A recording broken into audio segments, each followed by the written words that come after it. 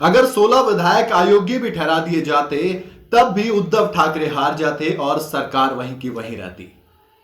ना होता कुछ भी क्योंकि पहले से सब कुछ फिक्स था और उद्धव ठाकरे जीत कर भी हार जाते। तो आप सोच रहे होगे कि यार ये कैसे होता, अगर 16 विधायक अयोग्य ठहरा दिए जाते तो माने उद्धव ठाकरे की जीत हो जाती ना। जीत भले से जाते लेकिन मुख्यमंत्री नहीं बन पाते क्योंकि गणित यही कहता है, सब कुछ पहले से तय था। दरअसल महाराष्ट्र की विधानसभा में 286 सीटें हैं। आप जरा नंबर का गेम समझिए। 286 सीटों में से अगर 16 विधायक अयोग्य भी ठहरा दिए जाते, जो अभी का समीकरण है 286 में से 16 हटा देते हैं, मान लीजिए उद्धव ठाकरे जीत गए, राहुल नार्वेकर जो कि बीजेपी की तरफ से स्पीकर हैं विधानसभा के, महाराष्ट्र विधानसभा के, वो 16 विधायकों को अयोग्य ठहरा देते।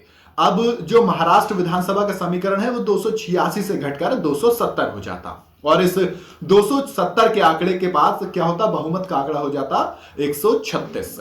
बहुमत का आंकड़ा कैसे तय होता है, बहुत सिंपल सी मैथ होती है। जो भी टोटल विधानसभा का नंबर होता है उसे 2 से भाग कर दीजिए, यानी कि आधा कर दीजिए, प्लस उसमें एक और जोड़ दीजिए, यानी कि आधे से एक ज्यादा सीट आपको सरकार बनाने के लिए चाहिए होती है। अब 136 का आंकड़ा होता है।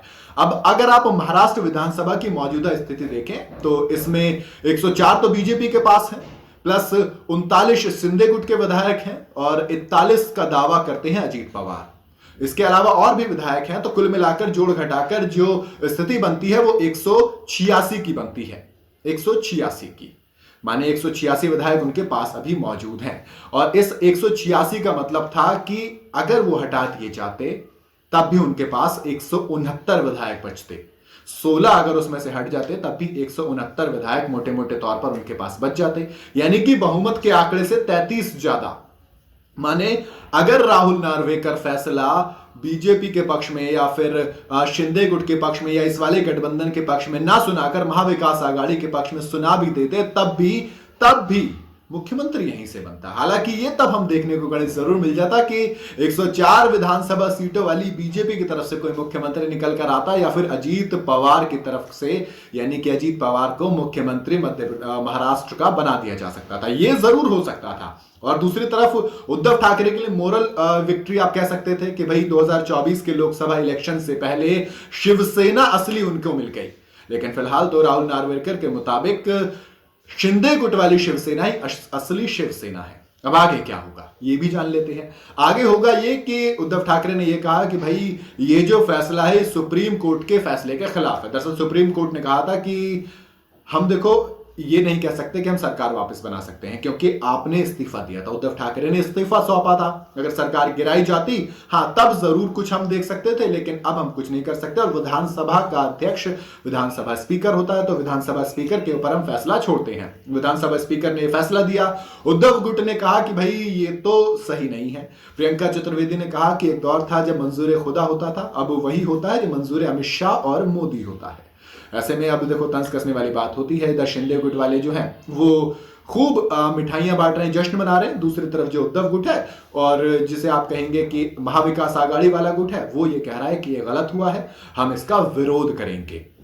और विरोध के लिए उद्धव ठाकरे ने कहा है कि हम सुप्रीम कोर्ट जाएंगे। ऐसे में सुप्रीम कोर्ट दोबारा इसमें इंटरवीन करेगा और नहीं करेगा ये अब सुप्रीम कोर्ट के ऊपर फैसला छोड़ा जाएगा।